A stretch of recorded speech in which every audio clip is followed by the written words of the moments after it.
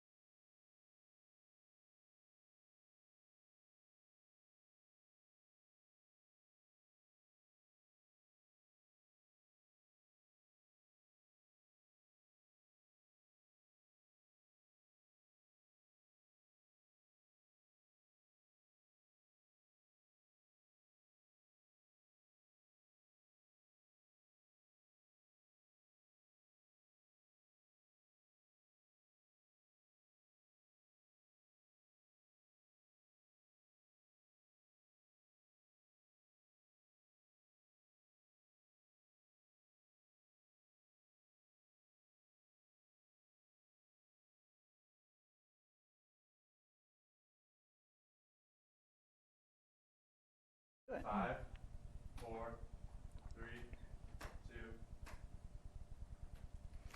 Welcome everybody to this month's UPSIA Think Tank. And today we're going to be talking about creating a new design team, the successes, the pitfalls, and the necessities. We're here at sunny California, UC Irvine, and we're so excited to be able to meet and chat with you guys today. I want to introduce my Assistant Director over Instructional Design and Instructor Support, LaDonna Minnis, who will be joining me for this portion of the event. But I also wanted to give you a quick rundown of what's going to happen today. So we're going to start with what we're calling kind of a showcase. We're going to give you an example of our team and how we're set up and how we got to where we are today. We want this to be interactive even though we're in YouTube, but we're going to invite you to actually participate with us via Slack. We have monitors all throughout these different locations, and you can certainly ask questions as we go. But we're happy to be a part of this UPSIA event. Would like to send a shout out to UPSIA for all their hard work on the back end and supporting us in this event. We'll also, after we have our introduction, we'll then go into 3 different panel sessions with a variety of different team members. And so we can talk about some of these events or these topics that have helped us build our team to be what it is today. So please also be aware of the fact that we are going to be asking for attendee questions all throughout. That's why I have my control device here, my computer, so I can see what's going on and see what you're talking about and being able to ask those questions as we progress. So with that, I'm going to turn the time over to my team, who's going to show you a couple videos to introduce our team.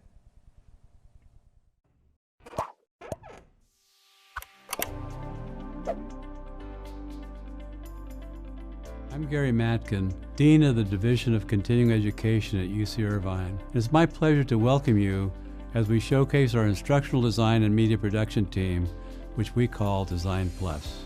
I've had experience in building several design teams over the years, both at UCI and at UC Berkeley. I'm very proud of the team we've built here that is hosting you today, because this team reflects the experience we've developed over many years. We've recently redoubled our efforts to increase course quality, which is why we've invested in creating and expanding Design Plus. Today, we'll show you how we built our team and share some tips for building your own teams. Thanks for joining us.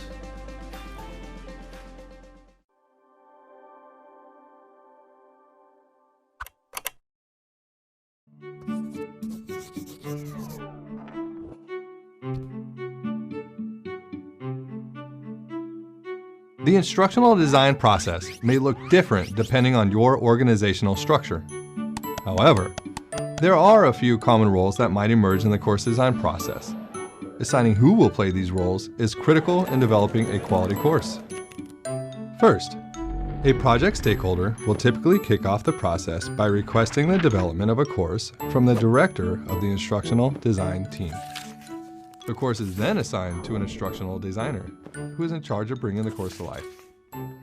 The instructional designer works with the faculty or subject matter expert to create a course map, which outlines the learning pathway for each week. Next, it's time to formulate the media plan. The instructional designer works with the media specialist to create the requested course media. While the media team executes the media plan, the instructional designer builds out the course in the Learning Management System, or LMS. After the course media and course build are complete, the course is delivered. The faculty or SME then need to be trained on course facilitation by either the instructional designer or instructional support staff. Finally, before the course launches and after the course is complete, a quality review specialist conducts evaluations and reviews, gauging analytics to improve future course iterations.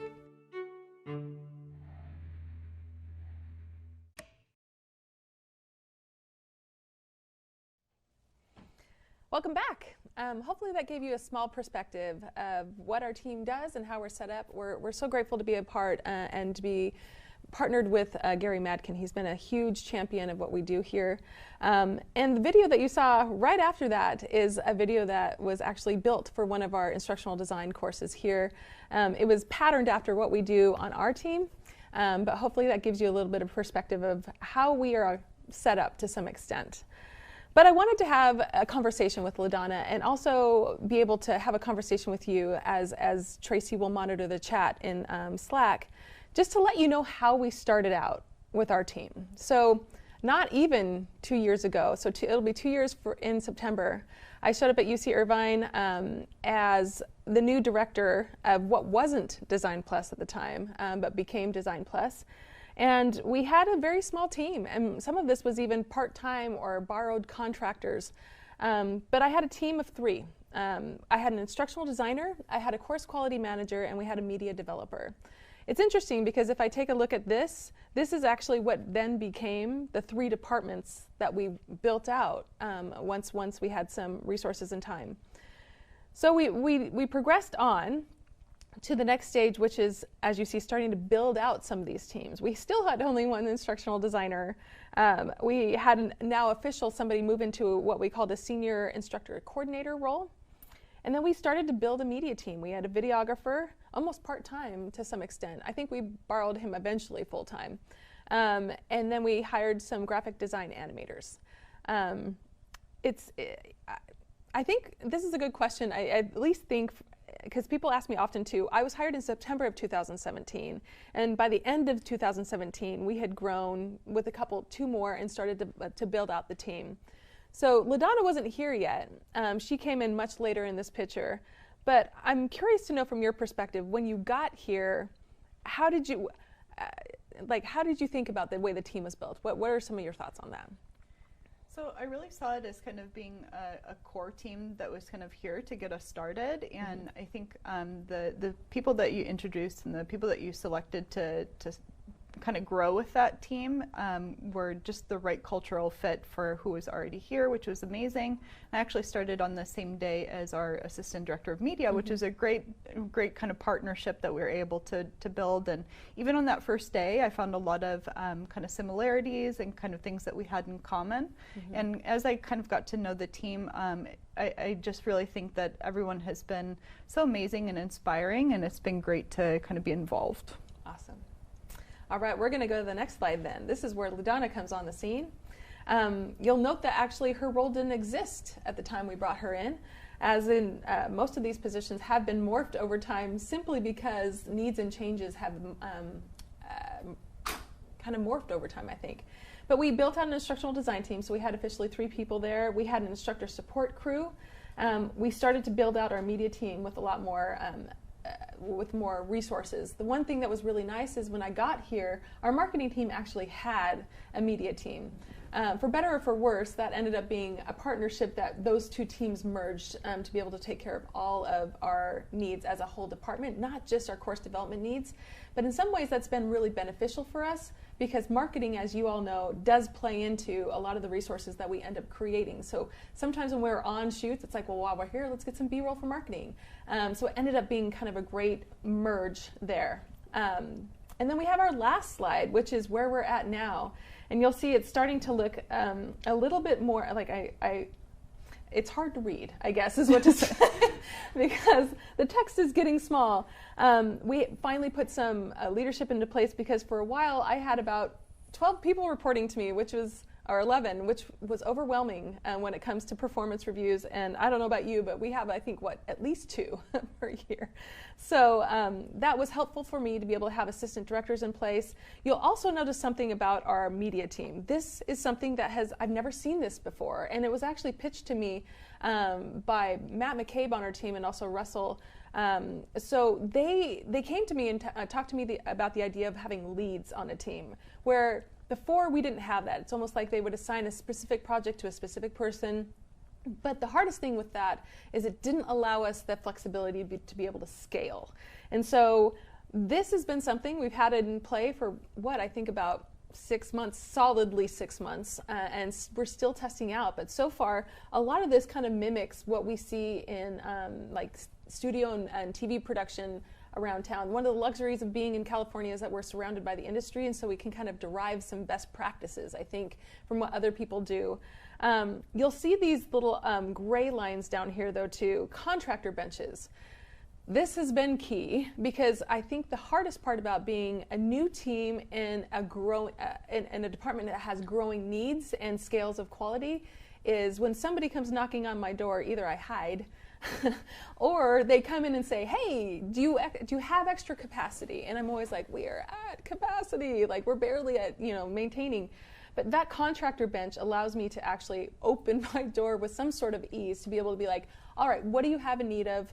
And then that relates to actual chargebacks as far as how we actually handle that and how we move forward. So building that bench is the next kind of step in our team. I think we have positions posted, but those are all things that we are trying to actually do to build out the capacity to be able to scale. I'm going to turn the time over to you, LaDonna. Maybe you can comment on all these shifts. She was part of the shift when we made this, so I'm curious about your thoughts.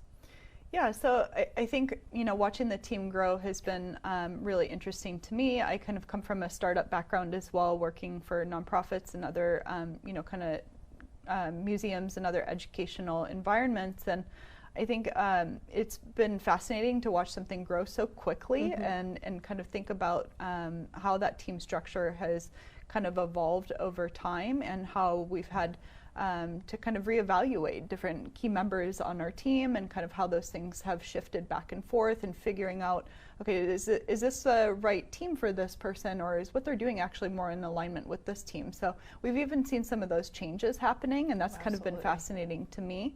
And I think that's been really integral in our success and growth. Absolutely. And you'll see that because things change so fast, there's things we do well and there's things that we didn't do well. We're willing to be open and vulnerable about that, because I think at some point those success or those failures or maybe missteps actually became really valuable to us, so that we can understand how to grow and do things a little bit better and to reshape it to be an opportunity instead of what might look like a failure. So I'm excited to dive in. What right now I think, we're going to transition. There's going to be, we're going to talk about all the polling questions that Tracy has been asking you guys in Slack, because we're interested to know about your guys' institution, so that helps our conversations a little bit better. And so I'm going to jump into Slack. It looks like, as I take a look at how many people you guys all have on your team, it looks like we have a couple that are very small, and then we have some real built-out teams here, which is Will Pagan, 14. Nice. And I'm trying to remember where Will's from. Will is from, oh dear, I just forgot. Anyway, sorry, Will, I know you. And Rutgers. Rutgers, there we go. Well, of course, Rutgers. Great big team, 14. I'm excited because I think as we were doing this event, I was curious to see if people would all be small teams wanting to learn how to scale. Or I think if I were to attend an event, I'd be like, did I scale it right? You know what I mean? Like, what can I learn from other teams that scaled in a relatively short amount of time? So I'm excited about that. I think it's also interesting looking at kind of the team structure that's being shared in Slack. So out of those 14, I'm not seeing any actual designated media folks. Yeah. So I think that's an interesting point of conversation. Oh, okay, and we just had Chad chime in, 3 designers and 1 media developer. So that's kind of fascinating to me to see that, and I kind of wonder, okay, is there an external media team that's maybe not under the same umbrella, and kind of how that relationship works? Well, this actually brings up one of the biggest questions that I get asked, which is, well, the easiest way to scale anything is to have faculty members design their own courses. That's true. I think there's kind of this quality and scale balance beam that people are on, which is you can do it that way and you can get a lot out the door, but the quality is low. And then the flip side is everything goes through like high-end production, which is high quality, low scale. And so where do we find that balance in the middle? We were a team where when I came on board, they had been doing what I call the faculty assistance model, which is the faculty build the course and we assist them with that. The assistance was fairly relative to the needs of the instructors. Instructors had full capacity to jump in and do whatever they wanted to do to some extent. Some departments had a little bit more of a say. But that in and of itself, I think that plays into what you were just saying, which is if the instructors are building out these courses, there might be less need for media in a full-scale production mode versus that tension between those two. So it'd be curious to even throw that question out there, which is what model do you guys align with? Is it more faculty support or is it more full production team mode? I would imagine in those environments where you don't have a designated media team that helps you, there's probably a pretty robust instructor support team that helps train instructors on new technologies and media production, because it's somewhere that media has to come into play, and I think it was probably either or for some of those circumstances. Absolutely. All right, let's jump to number 2. How many of these people are instructional designers? It looks like with Laura's team, I think she had said 2 before. It looks like it's a team of 2 and team of 2 instructional designers. No videography, no graphic design, no supervisor. Interesting. Who is your supervisor then? Who do you report to? Yeah. Wow. And can be a part of a rogue environment like that. Yeah. That'd be awesome. And it looks like Sean, 2 are IDs, but not all just IDs, as they do tech support and training as well. I think we've got, I've heard this called by Melody from Arizona State, or University of Arizona. Wow, sorry, University of Arizona. She called it the lone wolf syndrome, which is these instructional designers that are the end-all be-all, and they do literally everything. Big role to fill, hard to scale, and to be honest, lots of headaches. So that's a lot of work, and props to you guys over at Oakland.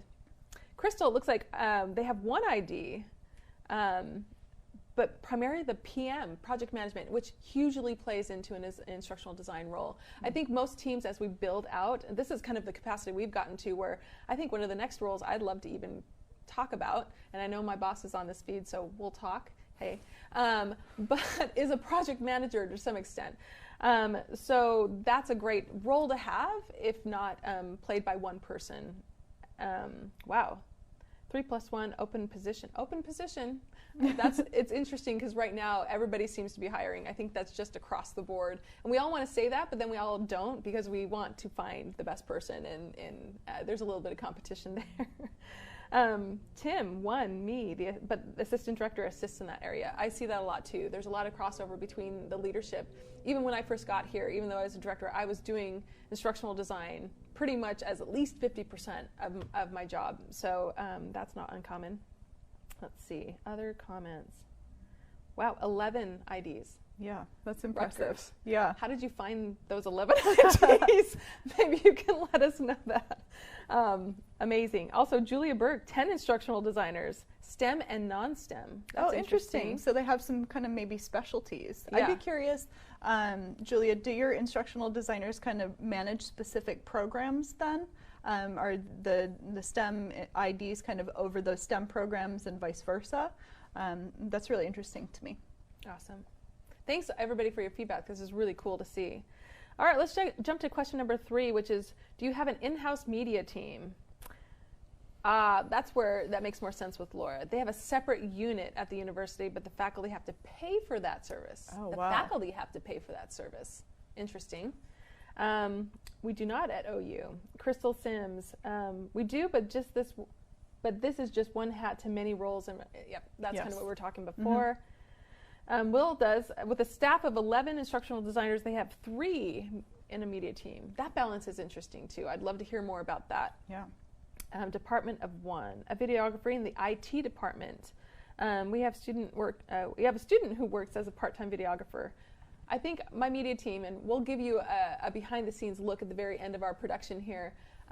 We've had to have a lot of students step in to actually make us successful for just like, you won't see them, but they're runners back and forth, helping with productions. Yeah, and it looks like University of Alaska Fairbanks. Yes, 1 media person who 2 students supported by the designers. Really cool. I think that's really awesome. Yeah, I'm really interested in that scenario where faculty have to pay for services and what kind of the adoption rate is for those faculty, how many faculty actually choose to use those services and pay for that.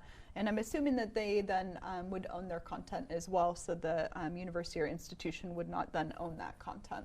Kind of interesting seeing all the different dynamics of teams, and I think it's revealing in the way that instructional design teams at different institutions are all in different departments even. Yes. And some of them are under IT, some of them are under library services, some are academic or administrative or even HR. So it's kind of fascinating to see that.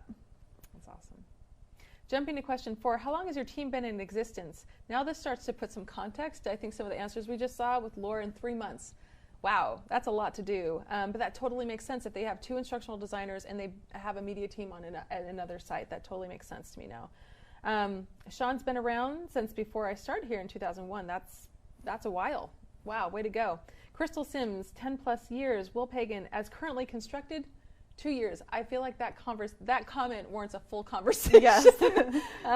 Because as currently constructed, what, 5 months? Like, I don't know. You know what I mean? Maybe, So yeah. Here as well. Chad is 5 years. Donna is 2016, so that's about 3 years. 1999, but really evolved over that time. I think that's fairly common.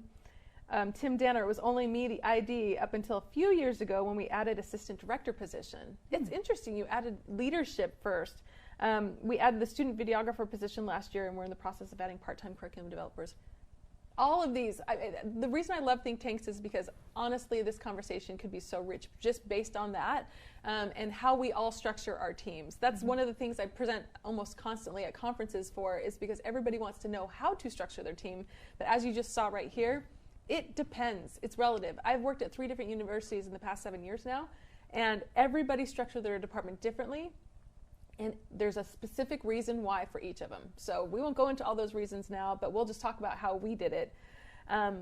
But here's, okay, so I'm going to tell you a little bit more about how we're going to handle this production. To transfer from one event to the next, our next panel, you'll see a 30-second, we're transitioning. So don't go away, still maintain your conversations in Slack. We're setting up, and then we're going to go live. So give us a second as we actually transition to the first panel discussion.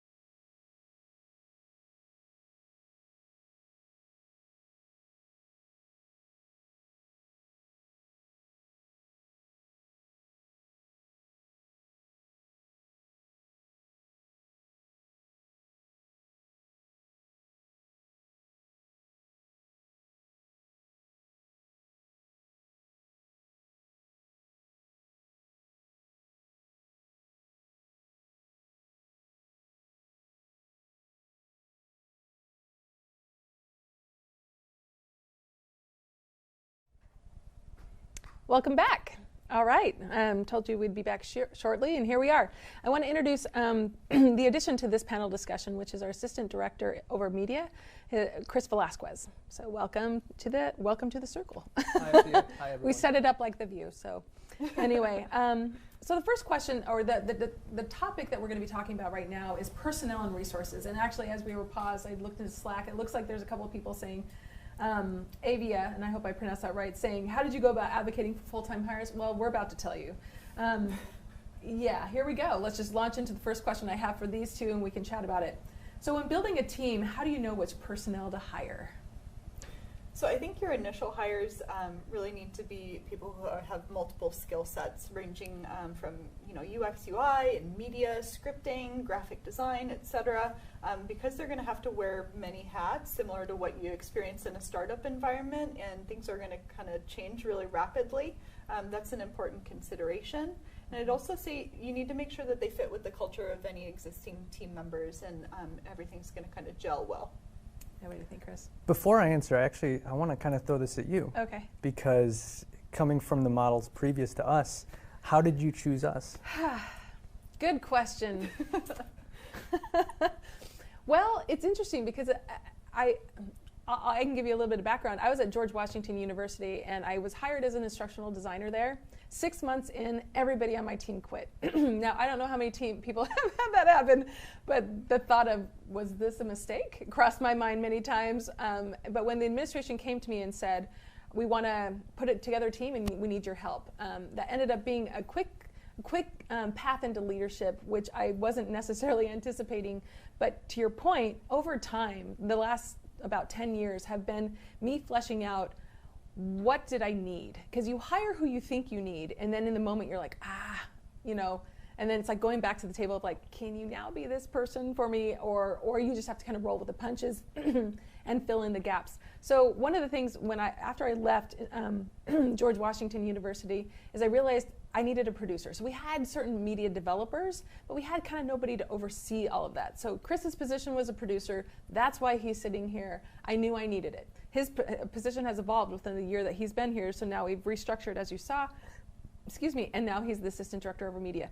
So, and Donna's position was instructional designer, and I couldn't get away with not having instructional designers. So, but it's been interesting. Every team I've worked on, we've all kind of seen where there's gaps and then said, who do we need? So now I'm going to flip the question back to you. Now that you're here and we've actually changed with you here, how did you know who to hire? So it's basically piggybacking off of the iterations before we came along, which is to say that our small team at the time were very multifaceted, and so we were generalists with a lot of different skill sets, and so we were able to account for a small amount of the scaling issues. But at a certain point, it's like, man, I wish I just had someone to do X. And especially with media, it really does fraction down to really individual tasks and specialties. And so in looking to bring people on, it's like, well, here's one part of our process that is right now either a bottleneck or I can't handle it all. And so we would try and find someone who's specialized in that and then kind of fill out the team positions that way. Right. That's a fair response, and I think that continues to be where I think at most teams that I've been in, it's like, where's the breaking point? Where's the bottleneck? Who is stressed out today? And then how do we help that person? Okay, so going into the next question I have for you. So when building a team, how do you scope for the right funding and then resources? Which is also probably a question I'm sure is on Slack right now, is how do you fund all of this, right? Oh, so I think this kind of starts with clarifying your institution's goals and the scope of the projects that you're going to be working on. And I would start with the resources that are kind of critical for those immediate functions with the anticipation for growth. What was important from the media perspective is because media is its own process in and of itself, in addition to designing courses, being able to look at how long those processes take versus the kind of quality that we want to get really helps give a picture of, well, this is the manpower that we need to achieve this.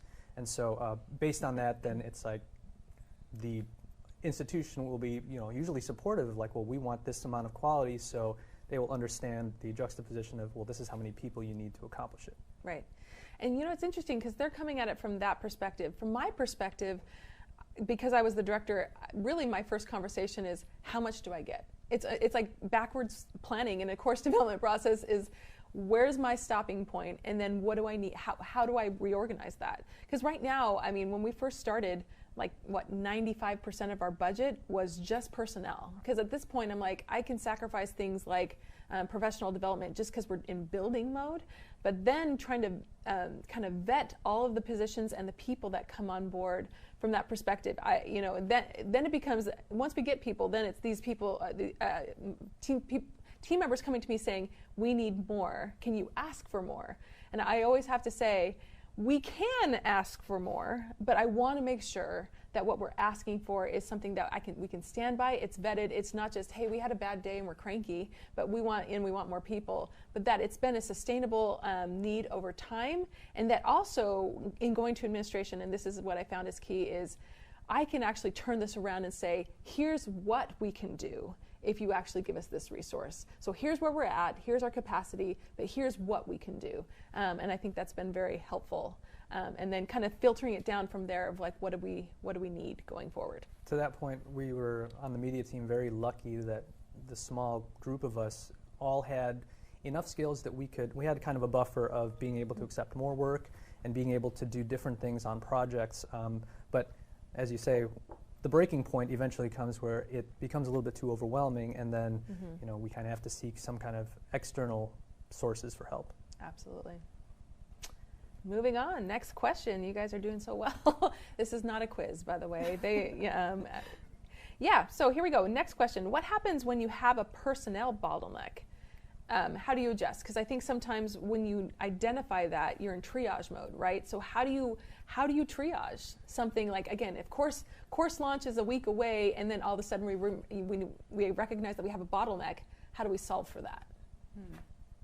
Well, I mean, even taking a step back from, before the course development process might have started, I think being realistic about what your team is able to take on and not saying yes to everything and pushing back and knowing where those boundaries are, and always returning to kind of what the institution's goals were. When you're considering taking on new projects, does this align with what our goals are and what our mission is? Yeah, my team loves to say that to me. Like when we first got together, it was like, Camille, do you say no? And I'm like, well, sometimes I can't say no, and most directors will sit there and shake their heads. Sometimes I have no choice. I have to say yes, especially when it's like the dean or the provost or the president of the university. You say yes to that. So when that happens, and it happens frequently, it's the filter down shakeout method of what I've gotten better at is it's almost like the Post-it note on your fingers. I can do 5 things. It's the Phyllis from The Office thing. I can do these 5 things, but I can't. So what do I give up if I have this one extra one? And trying to be able to have those conversations. It's part of the director's job to be able to filter between that, and it's also part of the team's job to let me know when they've hit their breaking point. And so it's a fine and delicate balance, I think, between the two. So yeah. The issue of bottlenecks for me comes down to kind of like there's 2 components to it. In the long term, it really is us looking at our process and looking at what part of the media process needs to be supported or beefed up or increased as far as personnel. In the short term, if we're talking about a course launching and there's deadlines that are kind of that we're chasing, then it ends up being we have to incorporate almost a kind of an MVP essentially, which is the minimum viable product, which we have to then balance what we can accomplish within that amount of time with the best possible output.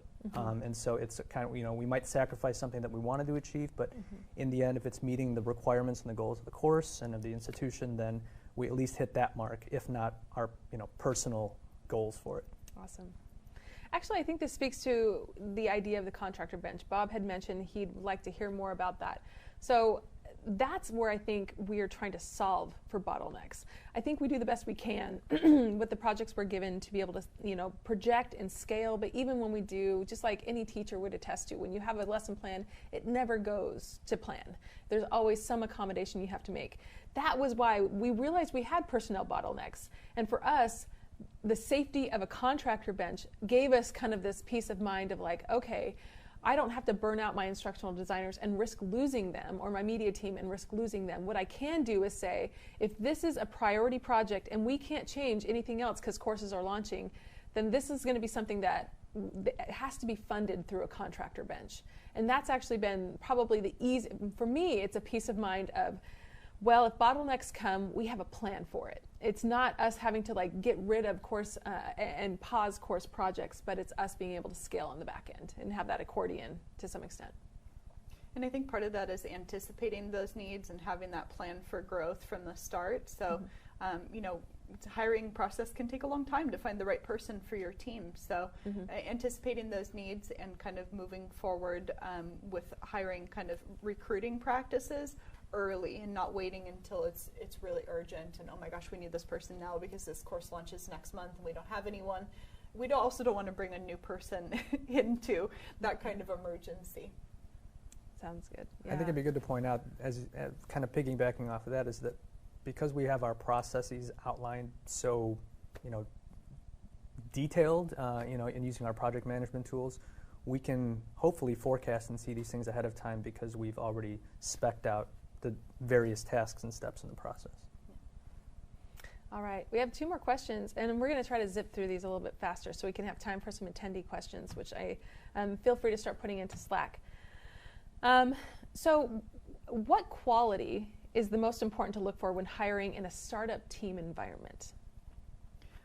To just be really concise, I would say agility and resilience, because there are going to be a lot of changes and they're going to happen really fast. So I think any new team members need to have quick capacity for adjusting to that change. Mm-hmm. Yeah. I would echo that, because especially in production, you have to be able to think fast on your feet and use various tools from your belt in order to get the job done. And so the ability to switch between those and be flexible is very important. Yeah, I completely agree with that. Well said. I also think I'll add one more. Communication, because if you're changing a lot, you actually have to communicate a lot. This isn't a strength of mine, I'm getting better at it, but sometimes those decisions are literally made in the moment. And here's an example of literally making changes in the moment. But you have to be really aware of how the ripple effect happens. Like I'll walk out of a decision-making meeting and then realize, wow, I didn't let the team know. And if I don't let the team know, wow, I mean, they have every right to be like, well, I didn't expect that, I didn't anticipate that. So I would also say perfect response, and adding from my own kind of history of learning the hard way is communication. So. Okay, question 5, and then we'll open it up. What do you do when the HR hiring process takes longer? And I'm laughing because most people are probably like, this is par for the course, right? What do you do when the HR hiring process takes longer than the immediate need for staffing? Guess I'll take this. We on the media team, just for background here, in the past 6 months, we've just about doubled our team. And so there was a period of time where, especially in refining our processes and really kind of getting to know what we need to do to get this job done, that's when the burnout almost kind of, we started approaching that, and we started seeing that there was a little bit of overwhelming qualities to our project and our work. And so the process was not instant, of course, but I'm thankful that HR was very diligent in facilitating us finding the right people. Because that was, of course, as we previously talked about, it's so important that we need to find which positions are necessary for us to keep going forward and to keep on excelling. But in the event that it does take long, it's just buckling down for us, and that's kind of what we had to do. And so it's different teapot boiling each day, where we're trying to kind of keep the temperature down generally, but still accomplish things with things like MVP, where we do have to take a look at it and go, okay, we don't have to go, full 150 on this. We can scale it back a little bit and still get the job done. And one kind of practical suggestion there is to start scoping out those project workflows for new projects, to set the new staff person kind of up and get the ball rolling on that project before they start. Returning back to that idea of bringing someone on new and be like, all right, you have 1 month to develop this whole course. Setting those processes up and that workflow up and getting the ball rolling on projects that they might be taking on once they do get onboarded, doing that in advance to kind of help get them started. Right. I think, and it's interesting because I'm popping over to the questions. This has been a question too of like, how do we deal with that? I think you guys hit it. Really, it's just kind of, what do we need to do to be able to get this product out the door?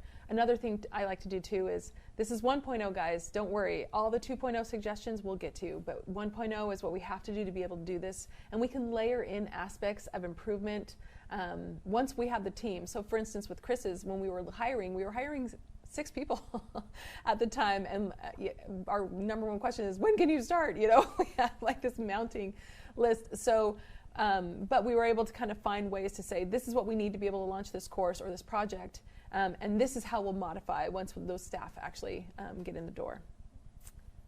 All right, great conversation. I'm looking now at the chats that or the questions you're asking. And I think this might just be something where we can kind of pick some favorites. Chris doesn't have his laptop, so I'll throw some out there. It looks like some of the questions you're asking is some of the questions we talked about, so that's good news. So here's a question for LaDonna. What's the difference between instructional design roles and an instructor support role? Oh, so this has absolutely evolved. Yes, still evolving, by the way. Still evolving. Right now, our instructional designers are focused on kind of program development, and we're implementing a program planning model that kind of streamlines into that. And they work with subject matter experts, and they typically are working on projects where our in-house media team is creating resources and content to be included in that development.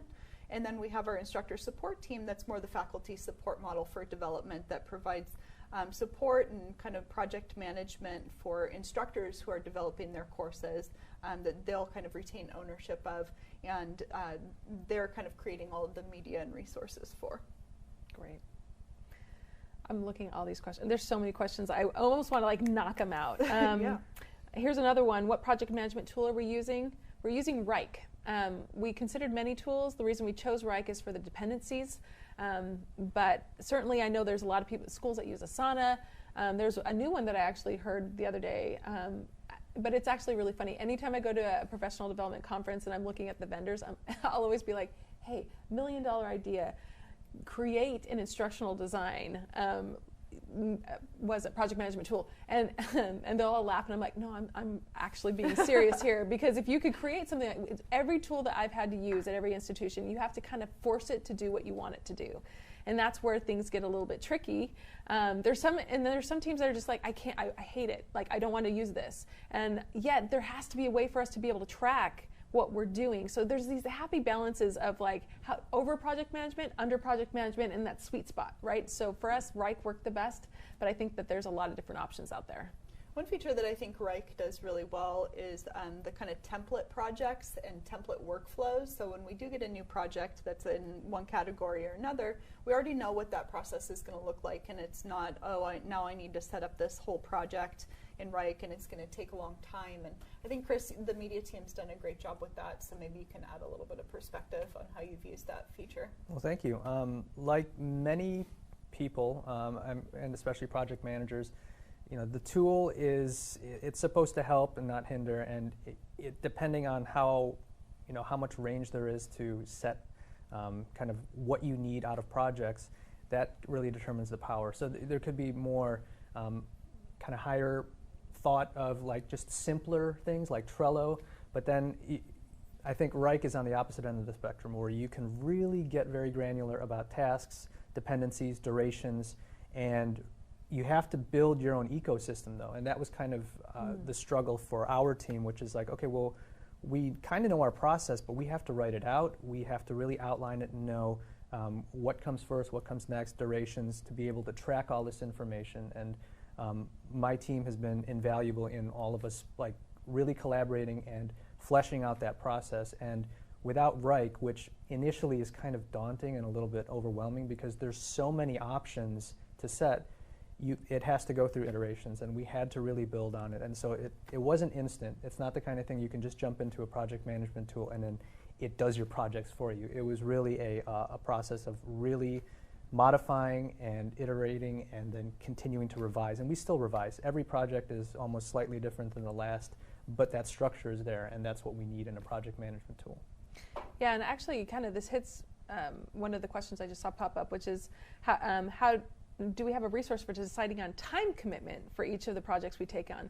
I think, to be honest, going to what Chris has said, the media team has become almost precise when it comes to this, because their project are literally, they have tasks due every day, right? You guys have gotten that granular where if I say to him, how long is this going to take? It's pretty close. Well, let's say this, based on everybody doing what they're supposed to do, the SMEs showing up and whatever else, it's pretty close, with some adjustments, obviously, that we tweak, right? So the time commitment, and that was one of the reasons we had to use a tool like Rike, because, when the dean came to me and said, how much capacity do you have? I'll be like, how much?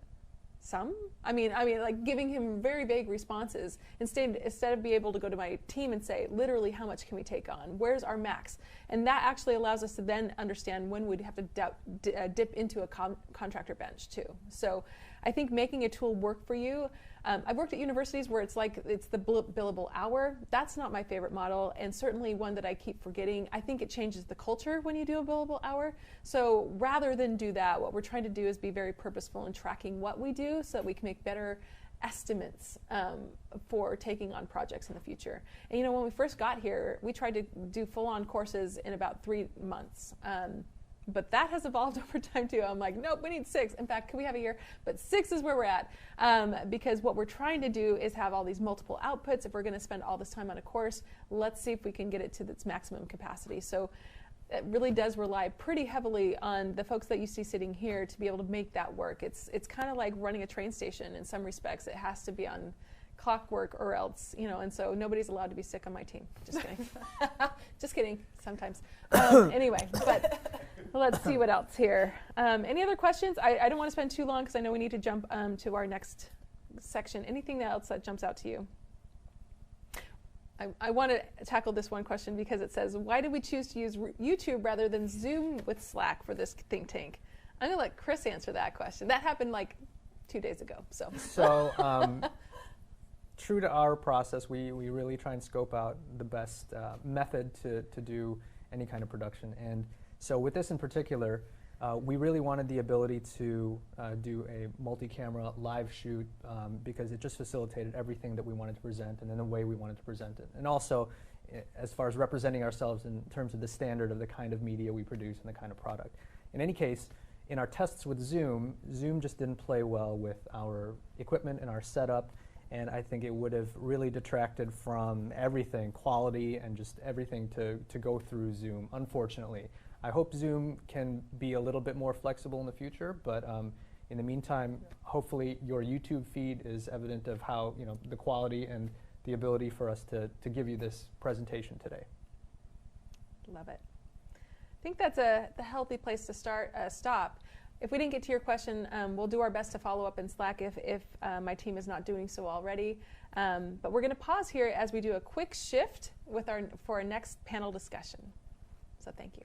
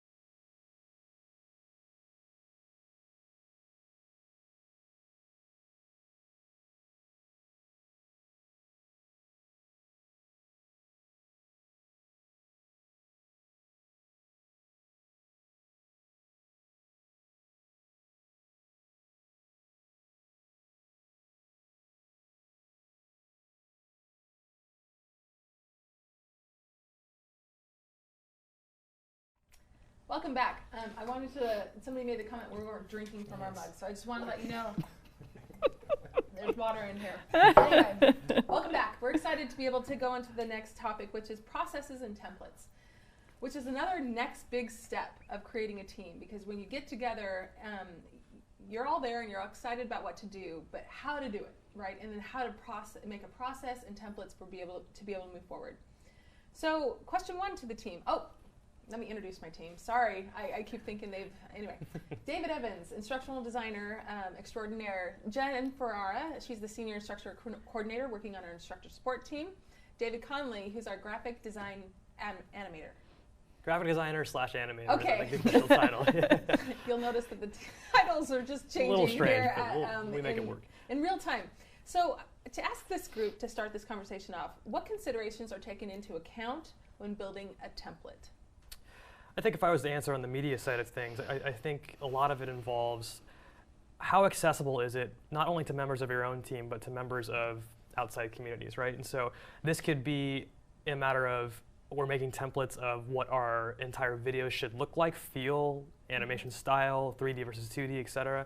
But it could also go down into more granular terms, where if we're passing assets between media members on our media team, can we make motion graphics templates, for example? Can we make assets that are reusable later down the line, animations even, where we can reuse for different types of courses? Let's say we have a sports course that we can have a guy throwing a baseball. Let's say we can use that in a different sports marketing course down the line. We can really try to find ways of shortcutting time constraints that we already have and we already are familiar with as a part of instructional design in general, right? And I think that's important to take into consideration when making these things is it easy to use? Can someone just hop into the program and immediately understand what's going on? Can someone look at a video and immediately understand the style and effort put into it? And then we can work from there. You make some really good points from the media side, and a lot of those points could actually apply to our instructional design. And so you talk about efficiency and you talk about consistency, right. And those are things that we strive for in our instructional design of these templates in these courses. And consistency is good because you want to have the same feel across the board so that students or learners who are going to these courses are familiar with what's going on. They don't have to relearn how to go through that course, basically. And so one way that we've set up how to facilitate a consistency across the board for templates is to create these style guides. And so these style guides are internal documents that explain everything from embed sizes to creating responsive navigation. So it's easy to just go in if somebody new comes to the team and pass along the style guide, and we can continue to keep things consistent. At the same time, everything's efficient. And so if we're able to just have a point to start at, as opposed to starting from scratch every single time, that saves us as instructional designers a lot of time. And I think what you're really talking about is user experience, making sure our students from course to course have a very similar experience and that the format is the same, so it's familiar and easy to navigate through. And so I think it's important to really look at your LMS and what its capacity is. We're using Canvas, and within Canvas there's a lot of settings that we try to be consistent on so that that experience is consistent for our students. Absolutely, and something that I think you kind of all hit on, or maybe some of you hit on, was the idea of accessibility. I think with templates, it's kind of like you can take care of a lot of those things behind the scenes, so you don't have to do it every single time, right? You're kind of cutting your process in half, hopefully, and if you're not, you're using the wrong template, right? So another follow-up question I was going to ask David too is, when we first had our media team, and we were still kind of this kind of boutique shop to some extent, we had to buy resources to save time. So what is the balance? As we're building a library of resources, we've only been here 2 years, so it's still minimal at best, right? So what's the breaking point? Yeah, I think there are a couple things to mention here. I think at first you really have to do almost like a miniature cost-benefit analysis, right? Where you're looking at the amount of time it would take. Let's say we had 2 animators on the team, and it takes one person 8 to 16 hours to make one small animation or one small asset. When in reality you could go online and maybe purchase that asset for something like $50, right? Whereas if you're paying the animator $25 an hour, all of a sudden you're looking at close to $400 or $500 to create that asset in work hours versus you could have just spent $50 to buy that, and maybe the person spends an hour or two putting it together and within the actual composition itself. And so that is one consideration to take. But you also need to take into account when templates could go wrong or when bought assets could go wrong, right? Whereas if you buy an asset, all of a sudden you need to start matching style to what the asset has, because you can't really change the asset too much because you bought it specifically for that purpose. And so the benefit, of course, of making your own is that you can create your own style and you create your own look and feel for animations in particular and for videos in general. And that can kind of have a cohesive feel across it. And so you can actually end up spending more time trying to match what the asset you've bought provides rather than just making it all yourself. And so I think in reality, there's no real good answer for this other than just take a look at what you have, take a look at the amount of hours it might take to create something, and then do a little bit of an analysis from there. I think something too we hadn't addressed was the templates that we provide for our instructors, right? So both on the instructor support side of things, so guides and resources to help them be able to navigate through Canvas and their course, but also the templates that we provide to them in the whole course development process, right? And those have a similar look and feel for familiarity purposes, but also help kind of streamline or have a theme, I guess, run throughout our templates. Yeah, and kind of piggybacking on what you had said before, there's this delicate balance with most instructors. When we walked into this, when we started this team, all the instructors were used to doing things their own way. So it took a lot of politicking, I think maybe that's the easiest, and training and not coercion, but awareness, so that we could help them understand the benefits of moving in a direction where there would be some control that was put into their course, as far as all the navigation looks the same, and that's for user face for the student experience. Or we do this all the same way because of X. The trick with most instructors that we work with is this balance of what do I do and have control over, and what can you give me? And there's a fine balance with templates in that way. So given the fact that you guys have initial course planning meetings with instructors, how do you help alleviate that concern? Sorry. Some of the things that we can do, and kind of piggybacking off of what Jen talked about, is we provide instructors things like a PowerPoint template or a Google Slides template with our branding on it. We pre-format pages, things like that. We can place placeholders in there. That way we can kind of set up that consistency from the get-go, and they can just kind of fill in the blanks and the holes of the things that we need them to fill out. So we do provide them with either Google Slides or a PowerPoint, whatever is a preference. And then, we kind of make their job easier for them and try to alleviate as much as possible this daunting process, or at least it can look daunting from the onset. Yeah, I think in addition, some of the buy-in comes when if they can actually see or experience what the students are experiencing. And so our one really good resource we have is kind of a hub within Canvas where instructors go to find guides and resources and tutorial videos, and so that they can actually see what students are seeing and kind of have some aha moments about, like, oh, this is why the template is built the way that it is and why we should try to build or work within some sort of guidelines. I love it. I think you guys hit on some really good points, which is, I think a template is intended to be less work for the instructor. It's intended to be that way, whether it is or not. And then also being able to give them the ability to see. Most often, the reason why an instructor is frustrated is because they can't visualize what you visualize. So if you give them an opportunity to take a look at that, that's probably the easiest way for at least to level set some expectations, and also to alleviate some of those kind of concerns and burdens as they bubble up. And we are an extension type department or division. So a lot of who we work with are leaders in the field or adjunct type professors who are not full-time faculty. So their time is limited from the get-go. So we try to take that into consideration and do as much work as we can for them as possible up front. Yeah, that's a good point. New question. Great topic. New question. Here we go. This is directed mostly at David because it deals with media. David C. Sorry, we have two Davids on our team. They knew who I'm talking about. No, just kidding. So walk us, David Conley, through your current media process, and what adjustments have you made along the way? Well, I think to understand the current one, we'll start at the beginning, where you mentioned our team has grown significantly over the last year or so. When we first started out, as she mentioned, there was only a few of us that really were on the media team. And so as a result, we all had a bit of strengths that we were able to kind of cater towards a little bit, but in reality, we were all doing pretty much everything we could. Because the reality of the situation was we needed to get projects out the door, and media needed to be created. And so wherever we could jump in, we could. And while that was great and it was fun and we all had a good time, it really kind of hindered our workflow a little bit because things were getting left between the cracks. Everyone's kind of doing everything, and so we don't really know who's supposed to be doing what at any given time. And we had fun, we got things done, but it wasn't an efficient way, especially when we started getting more requests. And so as we now have our full media team, what's been nice is that we've been able to hire specialized roles, or not specifically for specialized roles, but once we get here, we've been able to have people really, really work towards what their strengths are. And as a result of that, we now have a workflow where things will go from step A to step B to step C, and we immediately know who's doing what at any given time. And that's a really surface level view, but you kind of get an idea of how we were able to scale. And we had folks in Russell and Matt, who she mentioned earlier, were the ones who really drove our scaling process.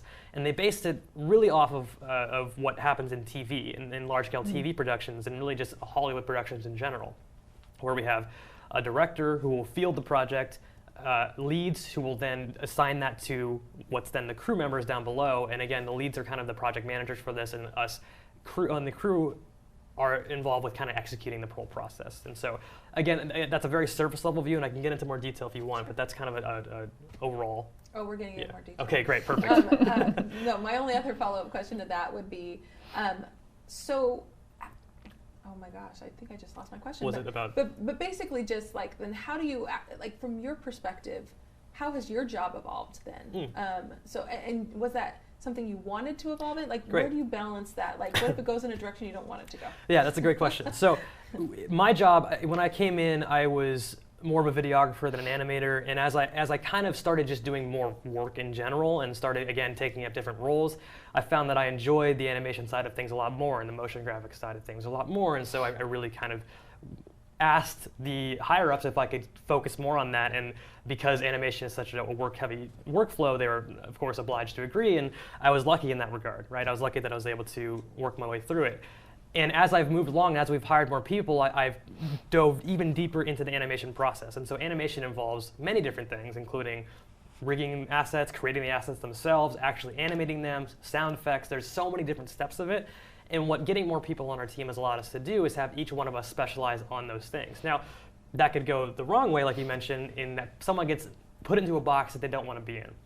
And I think in order to prevent things like that from happening, I think it's really important, especially from the directors of media side, but really as an instructional design team as a whole, is to leave room for creativity, is to make sure once you get to a point where you're staffed properly, is leave room for people to expand on their current jobs and really allow them to figure out what they really like doing. I likened it to choosing a major in college, right? Where a lot of times people that pop into what they're majoring in don't necessarily want to be there. It's just something to get them in the door, and then they kind of expand their offerings from there. They start taking different classes, they start experimenting with different things. And I think that's important on the media side, and really, I guess, in any job, is to really kind of nail down what you're passionate about and go from there. And so if you're a higher up listening to this, or if you're pitching this to a higher up, I'd really encourage that creative time in order to make sure that people don't get dissatisfied with their role. And if there's no creative time, at least open up the communication barriers and make sure that there's a proper line between the higher ups and the crew to make sure that they're happy. Absolutely. And that's been a goal of our team since we've been in existence. But also, I remember Ryan Anderson at the University of Wisconsin telling that to me. He's like, Camille, you have to plan for innovation time. And if you don't, it won't happen. And so it's a lot to plan for when you are literally at capacity all the time. But also that's one of the things, like you just said, it's an important message to be able to have that conversation with your higher ups, to be like, if you keep giving us all these projects and we don't have any more capacity, innovation possibilities go down. And so there has to be that healthy balance, and I'm glad you brought that up. And that was one of the main reasons we scaled in the first place, was to get that creative time. Yeah, absolutely.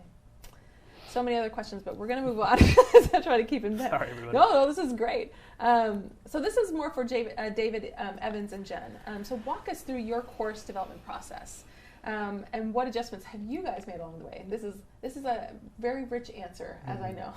So I can kind of touch on where we started and kind of up to the point where we're at now, and then Jen can kind of touch on a little bit where we're at now. Yeah.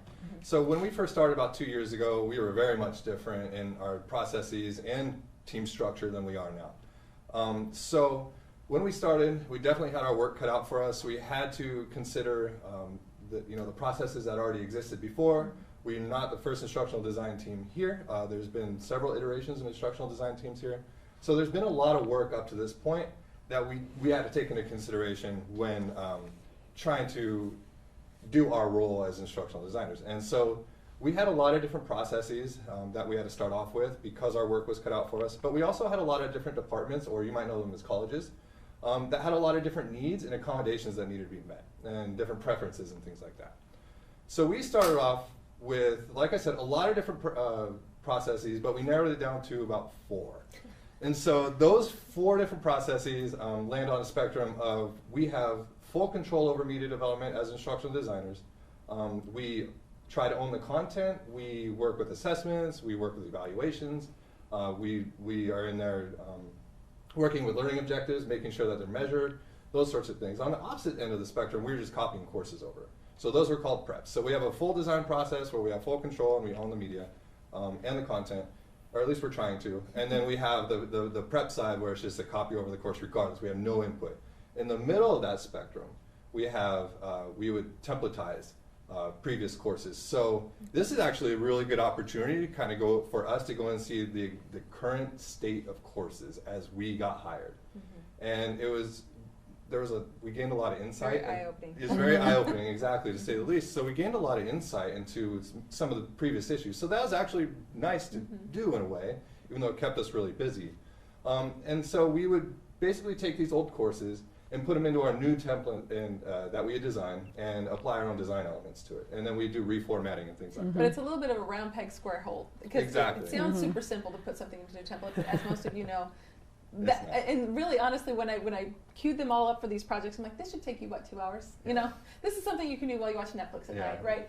No. So sometimes we were reaching out to instructors and saying, what is your rhyme or reason for this? Because we're trying to make it work, and it's not obvious what your flow is, or why you've put this here, why you've decided to do, you know, whatever decisions that they've had to make. So that's 3 of them. The 4th is, it's an instructor support model, where we did work hand in hand in development of a course, but the instructor had much more say over what was being put into the course, textbooks, things like that, than we did. And we didn't own the content. So we had all these... didn't do media. And didn't do media. Yeah. They would do their own screen captures, lecture recordings, things like that. So we had all these different processes to account for. We had all these different departments that we wanted to accommodate and make sure that their preferences and expectations were met. But that wasn't necessarily sustainable, because we were doing, per instructional designer, over 30 courses per quarter. That's every 8 weeks we've got 30 plus courses. On top of that, our director is taking on instructional design roles. Yeah, to just backfill, right?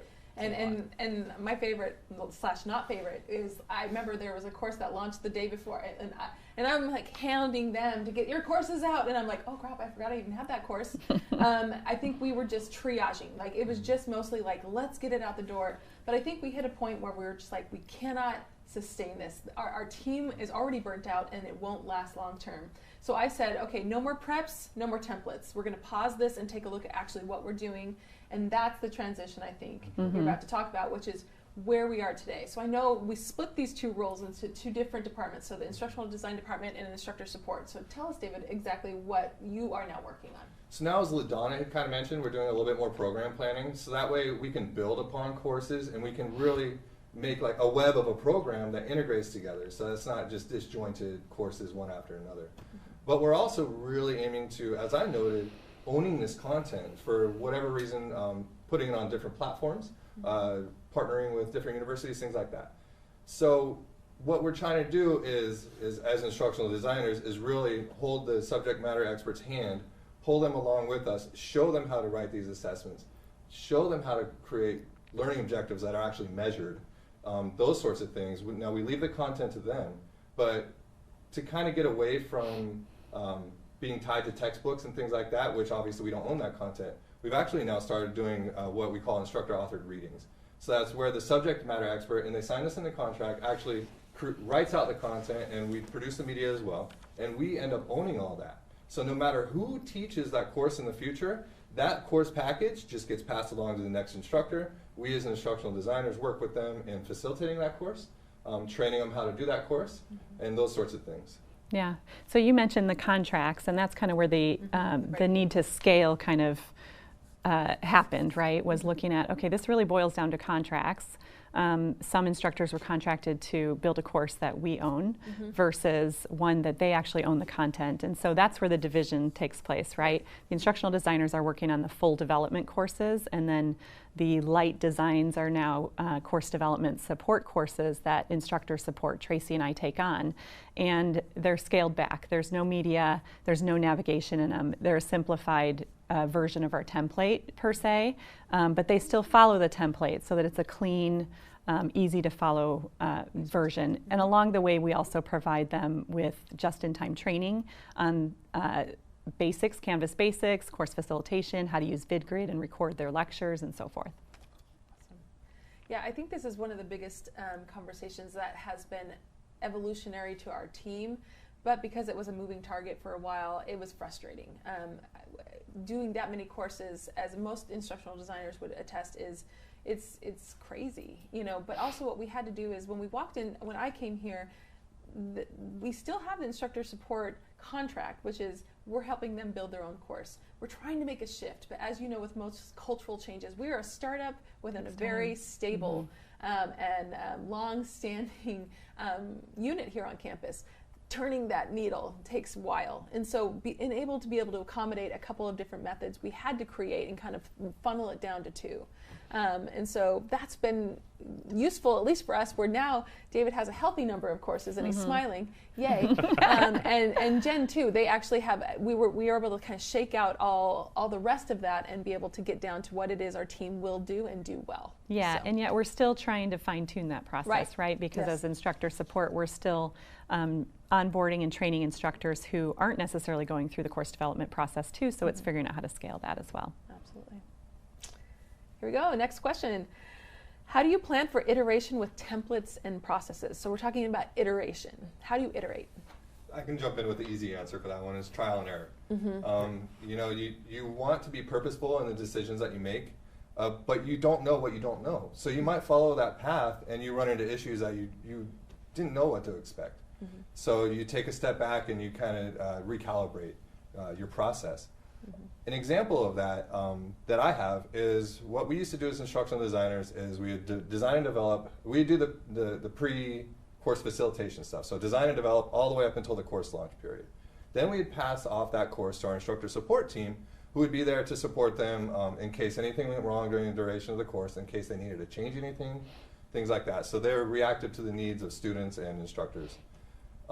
In the middle of that, when we did that transition, what we would do as instructional designers is train instructor support on how to train the instructors on that specific course. Well, over time we realized that's just redundant training. So I, as an instructional designer, I know the nuances in the flow of the course, and I've been working with the instructor on this, and I already have that rapport with the instructor. So what we're doing is, as instructional designers, we're actually doing the facilitation training as well. And it's just much smoother. And it might seem obvious now, but it took us a little while of trial and error to really come to that decision that, look, we need to kind of shift focus on who's training these instructors. Yeah, and that's kind of a new decision, right? Part of it is with this transition from only 2 tracks of course development, like a full development, and then the course development support courses. There have been some growing pains along the way because when this, we needed to adjust and quickly, and so yeah. So I Camille, you could probably talk about that. I knocked on Jen's door one day and talked with her, and both Tracy being like, what kind of capacity do you have? Again, a question you should never answer from any direction.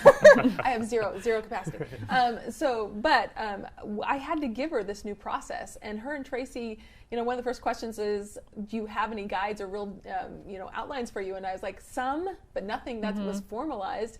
So really, they had to take something that was due in 3 months and figure out a process and kind of partner with our instructional design team. Like, where are some resources? Can we build some templates? They did a really good job for what little they were given up front. But I mean, to the iteration process, right. Now, she just barely finished. We just launched our first cycle of CDS courses.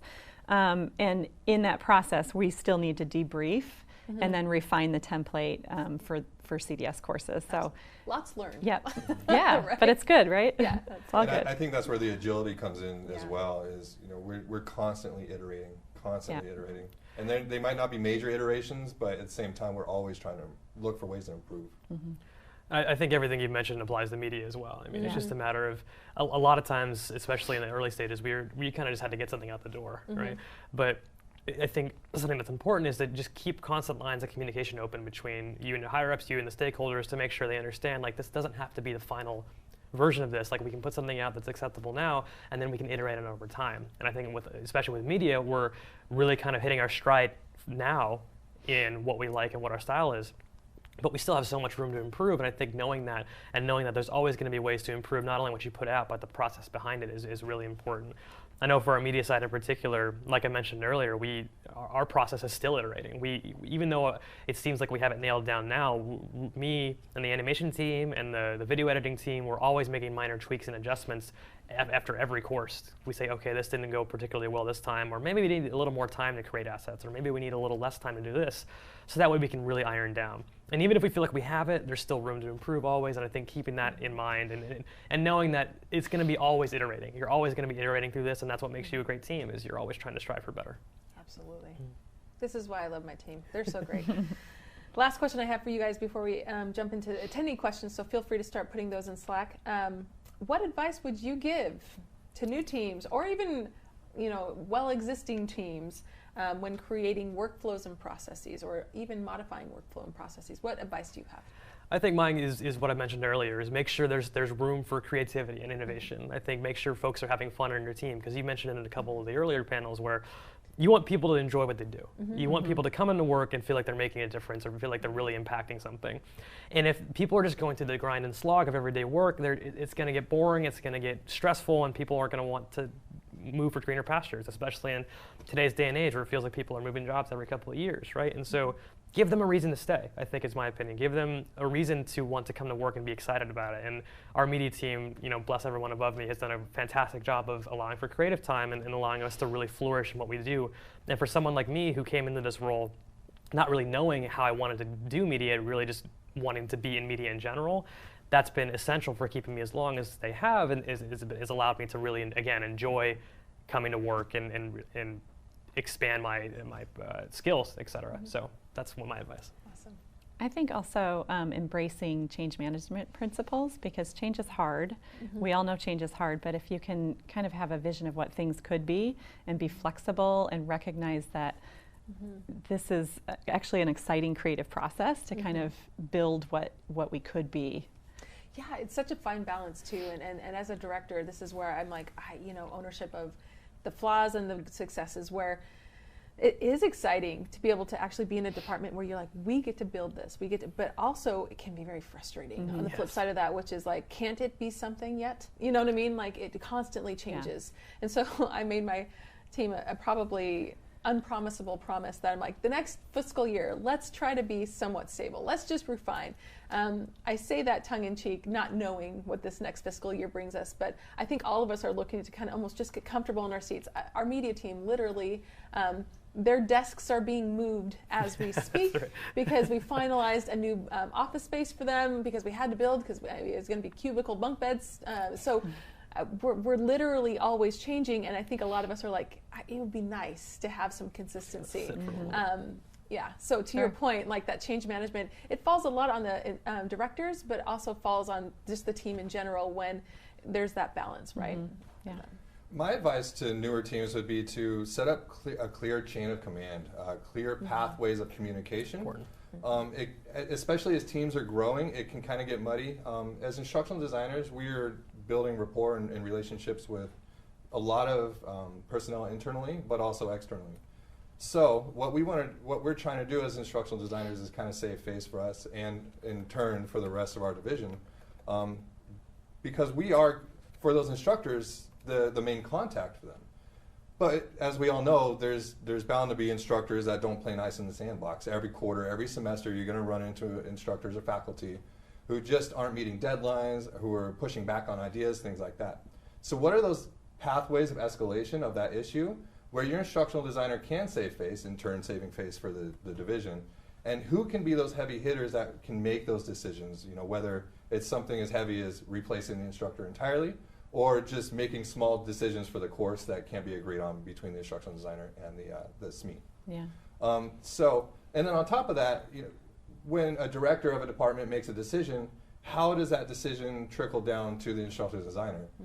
Is it just in the hallway, somebody poking you with an elbow and saying, I need this? Well, that leaves all the rest of the stakeholders out of the dark. If you have clear official lines of communication, a clear chain of command, a clear escalation path, that covers everybody's rear ends. And that also, as I've said again, I'll mention it a third time, saves face for everybody involved on this side of the instructor. I think I think it's great that this month on our calendars we have some strategic planning meetings to kind of talk about where we are, what's working, what could be improved, and where we see ourselves in 3 to 5 years. I think is a really effective way to kind of include stakeholders and their feedback, and then constantly iterate and improve.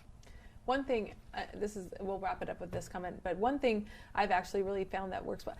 In a past team, we did what I called Innovative Fridays. If I don't build it in, it's never going to happen. So from my perspective, what I did is it was like once a month or once every quarter or something like that. We'd go do something fun, or we'd like learn on a topic together, or visit a museum, or find a way for us to actually kind of like foster that creativity. How do we get inspired? What do we want to see? Our media team actually went to a virtual the virtual reality conference, and they'd send us pictures back of them doing cool stuff while they were there. I think all of that is something to plan for. If it's not in your schedule, your calendar, it's never going to work. And basically, back to the flip side of strategic planning. There's a fun side of creativity and innovation, but there's also a very strategic side of it. And everybody has to be.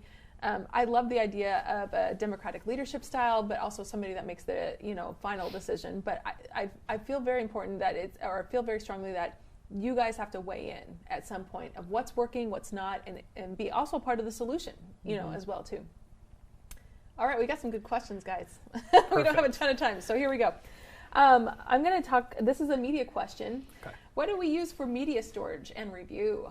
Oh, perfect. So for media storage, we're lucky enough here at DCE to have our own drives, basically. And so our IT team sets us up with a pretty robust set of storage. We even have cold storage we can use. And so I guess this is going to vary from team to team, but that's currently what we use for storage.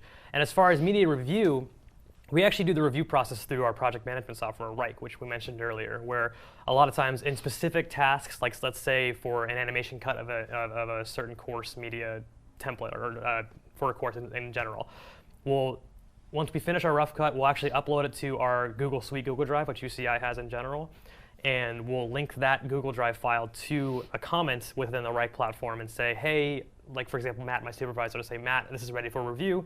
And then he'll go in and add his comments below that, and then I'll go in and make changes, add another one to the Google Drive file, link that to Rike, and then make more comments, et cetera. So it's a back and forth process.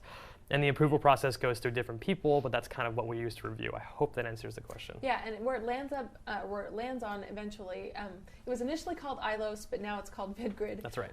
But that's the tool that we use, and one of the reasons why we chose that is it enables students to comment throughout the video, and that was important to us to get anecdotal feedback on the videos that we're making.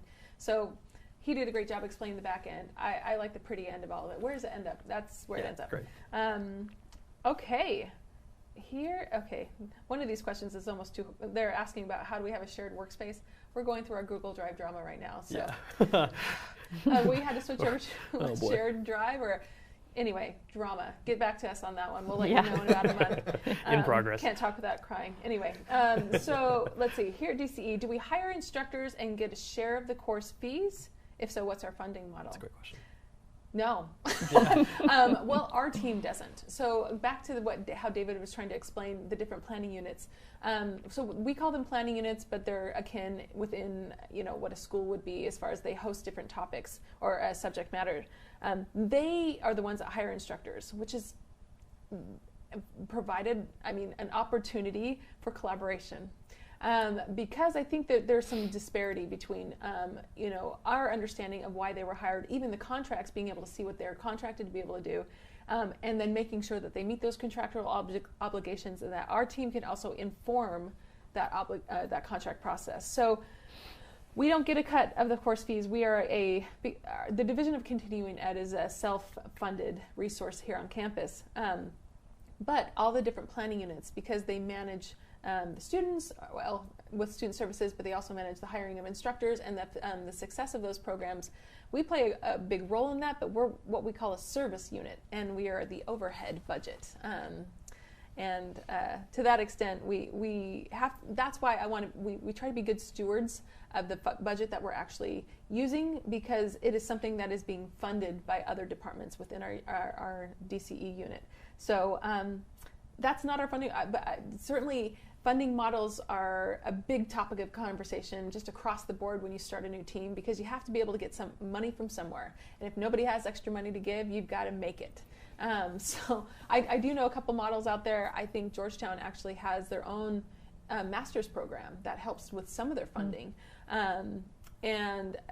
Yeah, there's a variety of different models with that. So that was a question. Sorry that I answered. Anybody else? We're good? You're Okay, good. we're good. Okay, one last question here, and this is more for Jen. Who trains the faculty or the instructors to use the technology tools like Screen Capture, LMS, and others? So we do.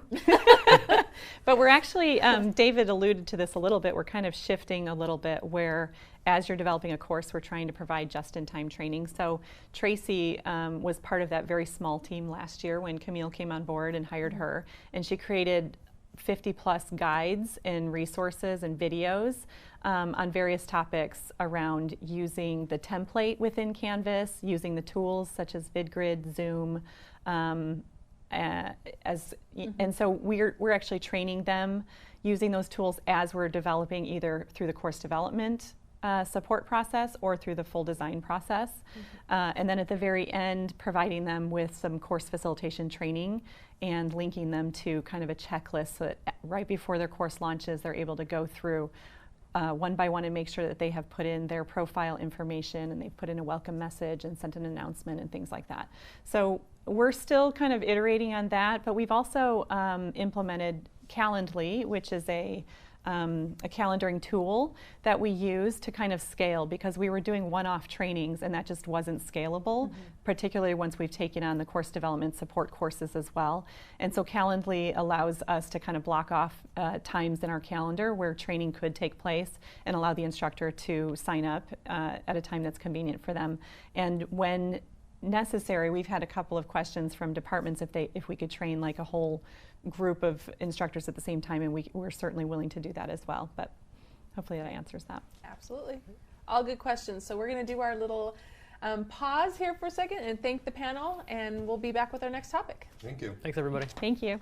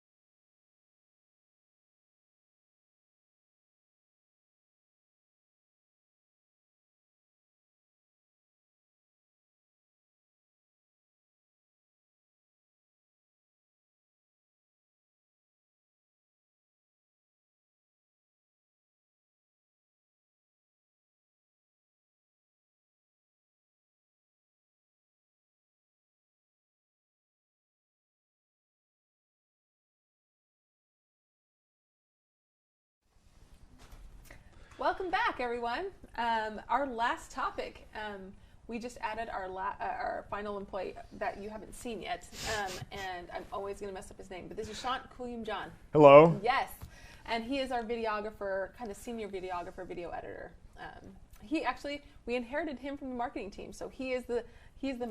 There's a couple people we had graduated into our team, so we're excited that you're joining us. Thanks, Camille. For this discussion here. So this is the panel discussion we're talking about.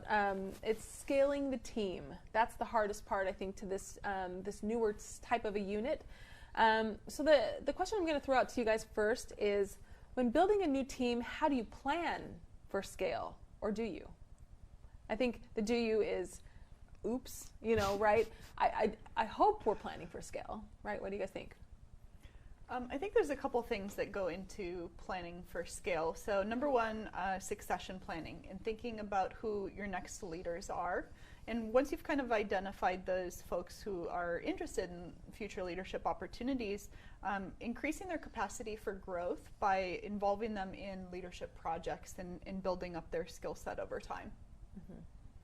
I think actually I want to hear Shant's perspective on this, because this is actually the more interesting part, where I think Shant's perspective from prior experience in terms of being a one-man band and being basically the sole media producer, and then moving to a scaled model, and how that's kind of affected his workflow. I think that'll help illustrate kind of the importance of planning for scale. Thanks, Chris. Yeah, so in the heyday of CE, it was really just me kind of doing everything. And I would do lecture capture, like MOOC course stuff too, but I would also do a lot of marketing projects. So, each project varied very differently, but I was really the point of contact that did kind of the A to Z of everything. So I was telling Chris about this before. I alluded a metaphor that it's kind of like a car shop. Mm-hmm. So I had my own car in my own garage. I could work on it whenever. I could work on whatever parts I wanted on whenever, and however I wanted, right? Then all of a sudden I get this, this team of mechanics basically, and we're working in a body shop. So now it's not just me working on the car, it's everybody else. But the difficult part is, because we're sharing parts at the same time, maybe somebody works half the day on the engine and then somebody else has to pick up. So for me, really collaborating a lot, like daily, like in the trenches with everybody, to make sure like, okay, I know who's doing what, and not only that, but like who left what off where, and documenting that, and then so somebody can kind of just come in and take over. So my model changed obviously a lot. Like now, instead of me doing everything, it's like multiple people are doing everything, and so quality, of course, you're paranoid. You're like, oh, like, is this going to be okay? Is this going to be okay?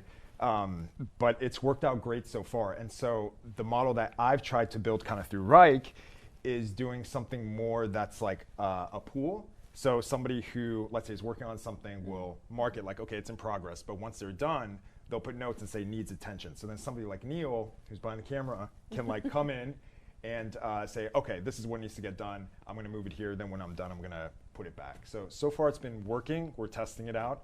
But yeah, it's been a huge help versus me just, obviously doing everything by myself. So. I'm gonna piggyback off his analogy here, because I think one of the things about planning for scale happens in building the garage, right, so to speak. Literally, we had to build a new space for you guys all to be. I think before we were all kind of all over the place, so we had to advocate for a place for them to actually exist. And the nice part, I mean, not everybody gets this luxury, right, was that we got to they found a space for us and we got to build it. So we wanted it to be a highly collaborative space. And even Chris can talk to a little bit about what that's going to look like. And they're literally going to leave this and go make sure their computers are set up in their new spot. So it's happening today. But as part of that space was they wanted a conference table. They wanted, kind of this, the bigger projector screen, so that they have this collaborative area. It looks a little bit more like a press area, so that they can, it's almost like volleying back and forth, right? Some of these projects. But documentation, I think, is very important, like Shant said. So do you want to speak a little bit about the space we had to create? Oh gosh, yeah. Well, it's very exciting. They're hooking up the power now, and I think, the first one to move in this morning. But at this stage in the game, where I'm a little bit over a year in, and we've been through quite a bit in our process. I'm really thankful that we have the support of the university and DCE in general to be able to give us that kind of playground to to do our work in, because starting with the support of being able to hire more team members and then giving us a space for us to do our best work. I think as far as the scaling, we're going to now try and live up to the expectations of, okay, we have our full team, we have our collaborative space, and how much better and how much more work can we do? Awesome. Yeah. Okay, we're shifting gears a little bit to another question, and we might not get through all these questions because I do want to reserve time for the remaining questions. So, LaDonna, what adjustments were made to the course development process when looking to scale? So I think I'm going to kind of particularly talk about media development for this piece, but for every stage, I think trying different things to see what worked best, and then learning from each experience every time we tried it, and to continue iterating. So the example of this is kind of media scripting. Originally, when we had approached this, we thought that our subject matter experts would be able to write their scripts, and we tried that out, and the results weren't quite what we wanted them to be, and were resulting in a lot of needed edits and changes and things like that. So then we actually tried to move it to the media team actually creating the scripts. And there were some challenges there as well, because we realized that whoever's writing the script really needs to know the ins and outs of the content and the curriculum and the course and how the course is built.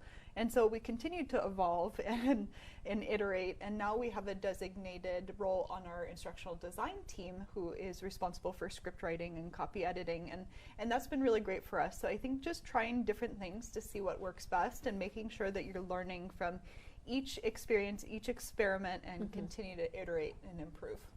I think on that note also, just to piggyback off of that, it should be important to note that specifically regarding that example, if you look at traditional models of other universities, other institutions, I mean, we are always trying to push boundaries and trying to be forward-thinking with our approach to media. So if the idea of writing a script sounds kind of like, well, why would you write a script if the instructor can just lecture, that ties into kind of a bigger view we have of not only media but instructional design, and trying to really be purposeful about our process and really trying to enhance the experience for the student ultimately. So instead of just doing a lecture capture or a talking head or an animated PowerPoint, it was determined early on that no, we need to try and go to where innovation lives when it comes to educational media, and so that's been a constant topic that we've been revisiting. And so the script writing process has been iterative in that process. It has evolved, where first it was with the instructor, then we tried doing it, and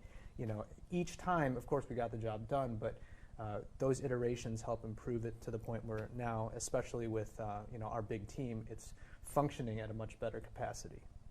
Yes, we call that intentional media, where we want to be purposeful. And I think this goes into like even everything in a course map, to the kind of piggyback off the question I even asked LaDonna, which is before a lot, especially if we're going to own this content, we don't have a ton of control in the other model where the instructor owns the content. But in the model where we own it, we want to be intentional about everything we do. Everything should tie to a learning objective. Even the media we create, it shouldn't just be, well, that's because it's what the instructor wanted to do. We wanted to be very thoughtful, and so some of our pieces, it took a paradigm shift for some of our planning units to be like, that's so little, like it's such a little bit of media, but we're like, but it's power punched, right? This is hitting at the core of what we want to represent visually.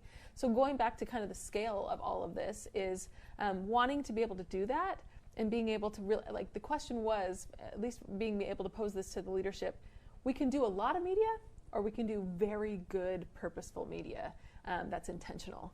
And I think what I was able to help convince them, and there's still conversations about that, is what that means. And that's also why I think on the back end, analytics are so important for our team. It comes back to how do we measure what we actually did? Because at some point it's intuitive that we're making some of these decisions, but how does it scale? Well, it scales because either it worked or it didn't, and we actually have to iterate, and we have to have those data sets to be able to see what went wrong, what went right, how do we fix it, right? Yeah. Okay. All right, I think what I'll probably do is 2 more questions. I think this is one that Chris and Sean were kind of already talking about, but how have you been able to scale for media development and maintain quality? So we're kind of talking about scaling media, but I want to add the quality piece, because we were talking mostly at MVP, right, which is minimum viable product, let's just get it out the door. But that quality is such a wide range. How do you do that? I can mention, so more on the marketing side, so Camille mentioned before how we make like these marketing assets, of course, that are kind of integrated with the work that we're already doing for the coursework. So what we've learned is sometimes the clients may not know what they want, right? And so they're just pitching these ideas like, oh, I'd like this to promote our course and blah, blah, blah. When we have packages, not only does that let the clients, you know, we can gauge, okay, what's their budget, what kind of look are they going for, but then for us it helps because we're like, okay, well it's going to be about this much amount of time. We're going to need maybe David to do like 30 seconds of animation for this. So already we're saving so much time because we've already defined what the creative brief basically is. And that's been a huge way for us to make consistent quality in different packages for what people want. Love it. I agree completely, and that's definitely a perspective that's of value. On the other side, with the course and all other, I would say that it ends up being kind of we have to look at our process, and there's that quality issue is what always determines, well, where are we going to go with this? How are we going to achieve this? Because it's a sliding scale where, you know, if you bring that scale down, you can have a lot of quantity versus the other way where it's like you have to find that balance. And so with us, with the team, I'm thankful that the collaborations that we've had over the past year have really had us be able to really hone in on every part of our process so that we know how long it takes to achieve this level of quality. And if we're getting feedback that this is where we want to be or this is where we want to go, then we're constantly striving to go in that direction. Absolutely. You've got me thinking about that model with the triangle where I think it's like You can only quality, get two. cost, and Yeah. time, Yeah, and you pick move two. one Pick and two. the other, Yeah. other Pick two two. move. And so I think that factors into a lot of our approaches and how we develop media and courses as well.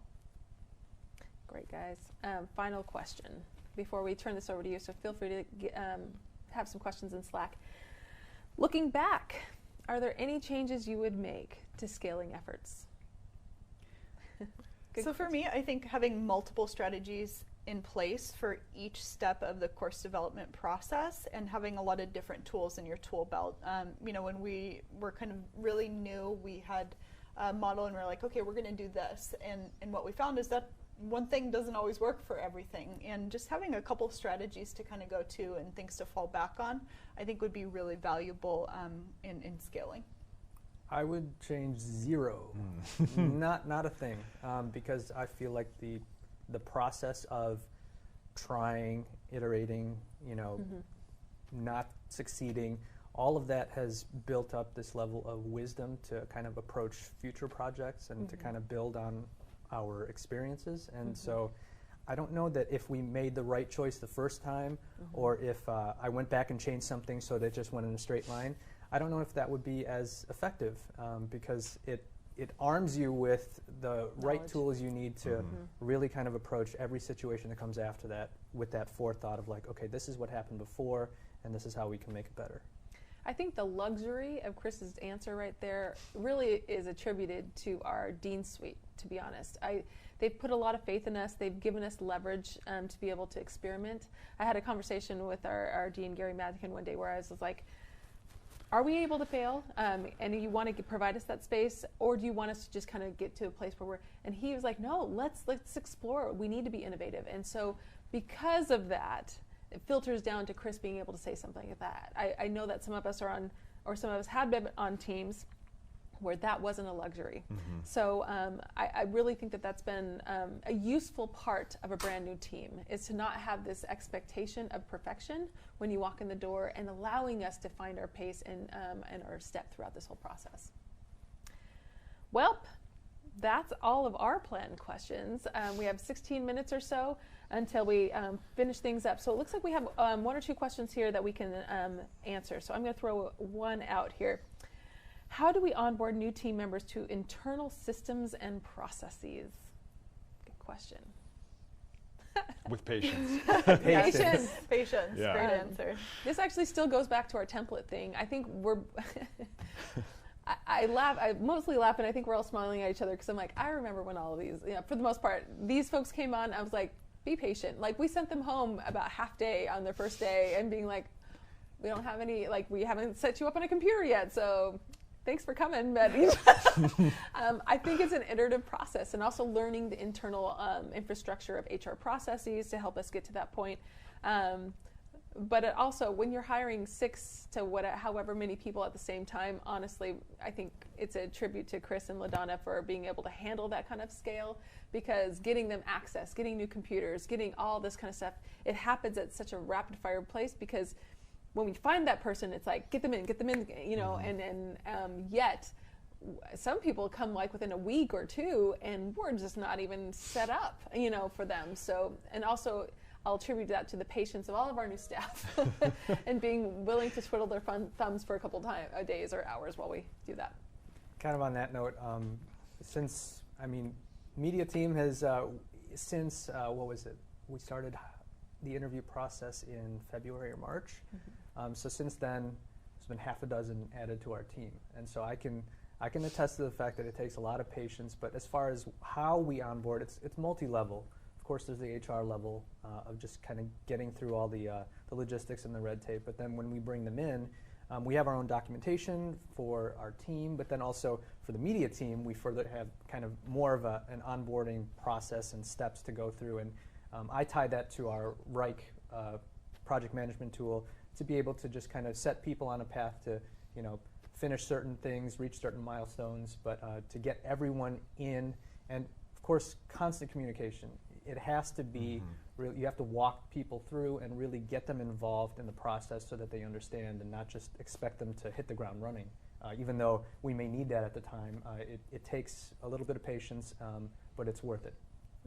There's actually a comment in chat from Renee who says, talking about onboarding, our team created onboarding templates in Reich, which help people learn the project management system tool. That's exactly what we do, and Exactly. we've kind of been using that same practice, and that's kind of helped us make sure that we have that kind of run through in place. But if there are changes to that specific tool, we can update like how we're onboarding them, but that's a reminder that we do need to onboard them for all these different tools and processes. Right. Yep. Sitting down in day 1 being like, go. I mean, that's hard to execute, I think.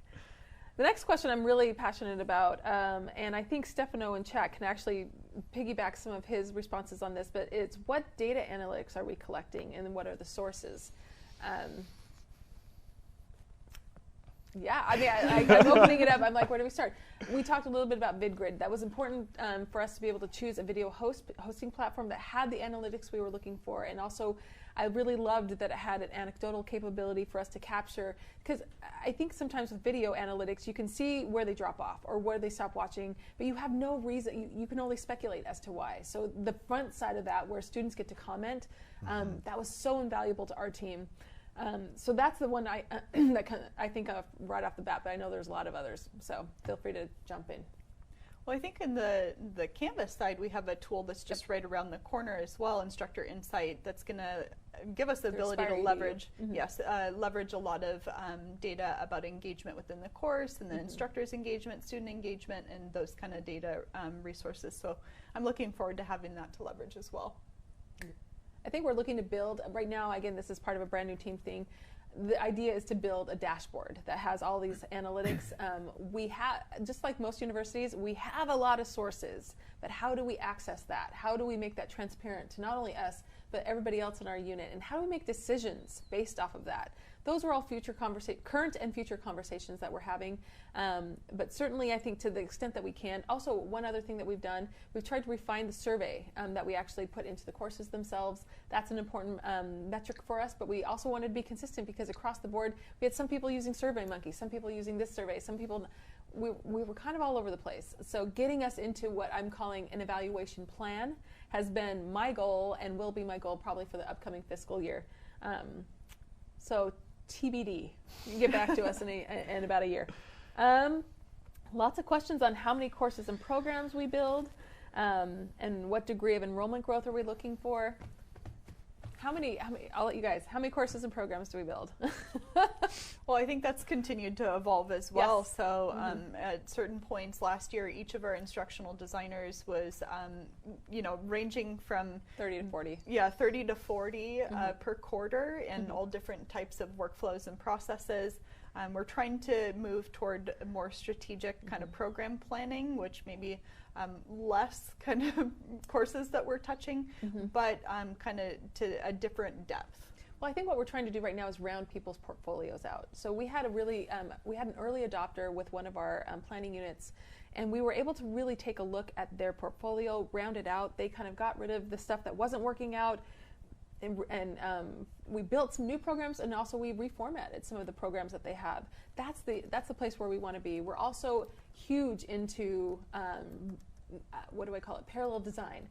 So if we're building something, we might as well get knowledge check questions so we can put that into Coursera, or we might as well get some of these things or these assets that are built that we would need in order to scale in different directions, or licensing criteria. That's a big one that keeps coming up. So I think that we're in the place where we're trying to do, again, because we're shifting, Owen, I can't give you specifics on that, but we're trying to do at least probably about 6 new or redeveloped programs a year. And that has a whole host of courses behind them. I think we're trying to round it out at around 6, but that's a variable that keeps changing. So lots would be my answer. And what, as far as what's our degree of enrollment growth, I think what we're trying to do in this is to round out and really make our current offerings quality, but then offer multiple funding sources. So it's not necessarily that we're trying to build lots and lots of brand new programs and courses.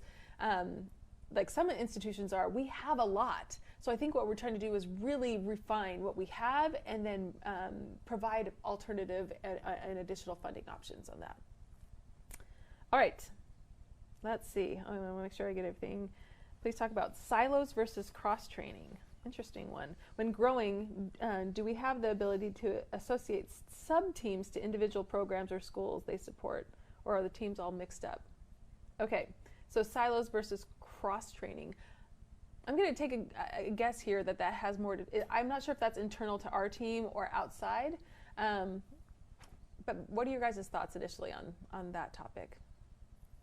Well, in regards to programs, I mean, at least for media, it's like we're used to that kind of that layered nesting, like, okay, so we have within the media team an animation team, and we also have a live action team. So it's like naturally for our process, it does break down that way. But if that question is, if you want to touch on if that's more towards the program or kind of. Yeah, I think the more I read this question, the more I think the ability to take on individual programs or schools. So maybe the real question is portfolio, right? So so right now we are doing cross-functional because we haven't really assigned certain people to different things yet. So, but I think that's where it's headed. And when I worked at another Brigham Young University, they had such a big team that all the instructional designers, from what I remember, and again, sorry, Belden, they actually might be doing something different now. It's been a while, but they all had their own portfolio. I think we're not at that scalable level yet, but I think sustainably down the road, that's where we're headed.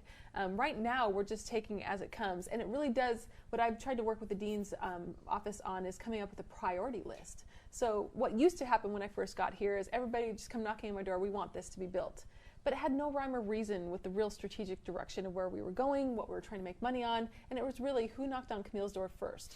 So what I wanted to do is I kind of flipped this back to the Dean's office and said, you guys tell me, here's what people would like built. I need a priority. I need to prioritize all of this. And it evolved into a conversation of, well, what are the marketing statistics and research on that? What are the financials so far? What are, do we have other venue or platform options? So I think all of those it's growing, and it would be nice if once we actually kind of all of our portfolio offerings have been touched, now we can start kind of getting into that. So right now we're a little bit, as it comes, I said I wasn't going to shimmy. I didn't want to move the mic. Don't worry. Anyway, sorry, sorry guys.